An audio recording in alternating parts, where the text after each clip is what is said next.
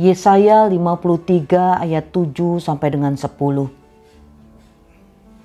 Dia dianiaya, tetapi dia membiarkan diri ditindas dan tidak membuka mulutnya, seperti anak domba yang dibawa ke pembantaian. Seperti induk domba yang keluh di depan orang-orang yang menggunting bulunya, ia tidak membuka mulutnya. Sesudah penahanan dan penghukuman ia terambil, dan tentang nasibnya siapakah yang memikirkannya? Sungguh, ia terputus dari negeri orang-orang hidup, dan karena pemberontakan umatku, ia kena tulah. Orang menempatkan kuburnya di antara orang-orang fasik, dan di dalam matinya ia ada di antara penjahat-penjahat. Sekalipun ia tidak berbuat kekerasan dan tipu tidak ada di dalam mulutnya. Tetapi Tuhan berkehendak meremukkan dia dengan kesakitan. Apabila ia menyerahkan dirinya sebagai korban penebus salah, ia akan melihat keturunannya. Umurnya akan lanjut dan kehendak Tuhan akan terlaksana olehnya. Salam saudara-saudara yang dikasihi oleh Tuhan Yesus Kristus. Yesus Kristus, Sang Hamba, Sang Juru Selamat, tidak hanya menderita, tetapi juga mengalami kematian. Ketika dia diperlakukan tidak adil, ketika dia dianiaya, ketika dia dilecehkan oleh banyak orang, dikhianati, dia tidak membela diri, dia tidak melakukan perlawanan. Ia seperti induk domba yang keluh di depan orang-orang yang akan menggunting bulunya. Ia sama sekali tidak mengeluh. Ia tidak membuka mulutnya. Yesaya 53 ayat 7 sampai 10 menggambarkannya dengan sangat luar biasa kepada kita. Bagaimana Sang Hamba itu mengalami penderitaan dan kematian untuk menyelamatkan manusia yang berdosa. Apa makna kematian dari Sang Hamba? Kematiannya berarti menggenapi rencana Allah. Berbeda dengan pandangan banyak orang yang mengira bahwa penderitaan dan kematian dari Sang Juru Selamat, Sang Mesias adalah kutukan Allah.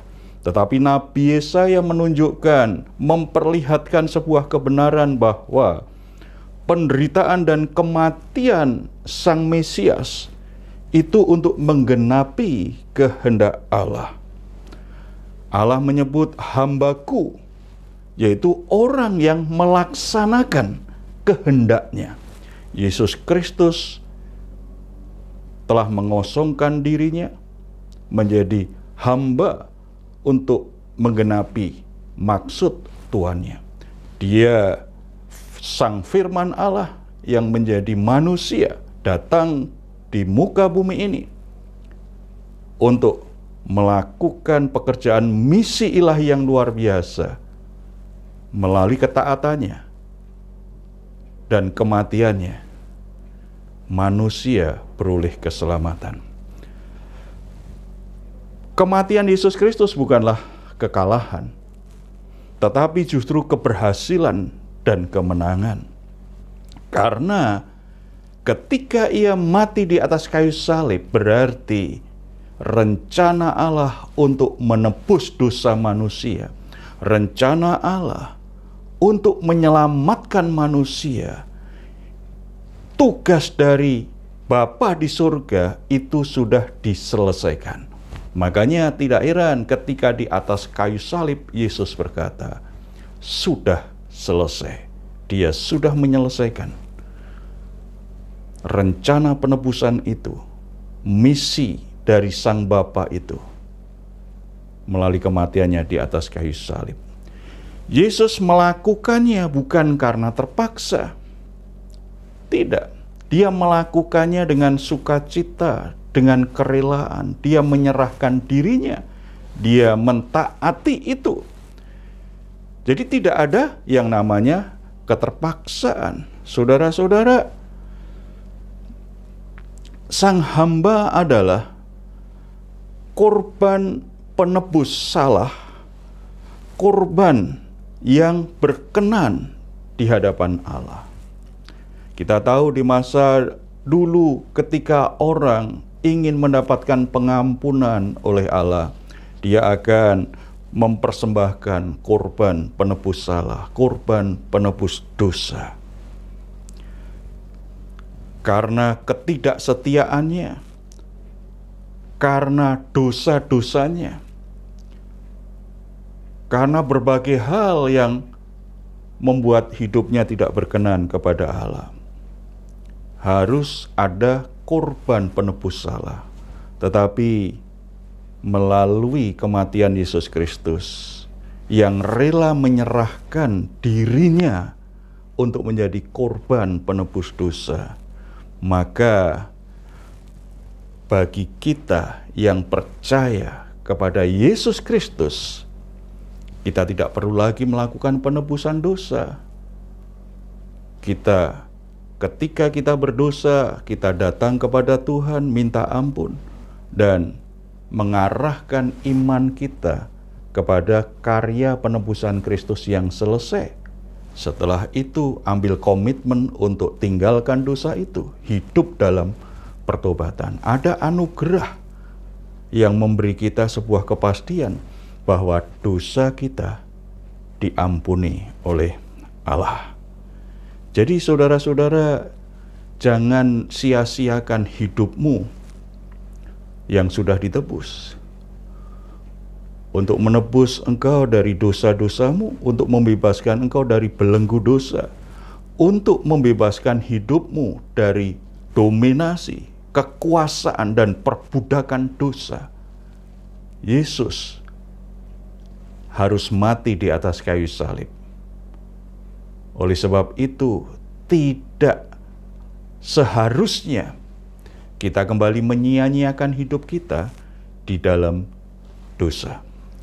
Saudara-saudara yang dikasihi oleh Tuhan Yesus Kristus, sebagaimana Sang Mesias, hamba yang mengalami kematian itu,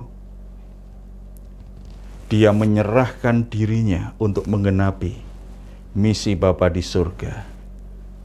Mari kita kembali menaruh di hati kita sebuah komitmen untuk mempersembahkan hidup kita menggenapi rencana Tuhan.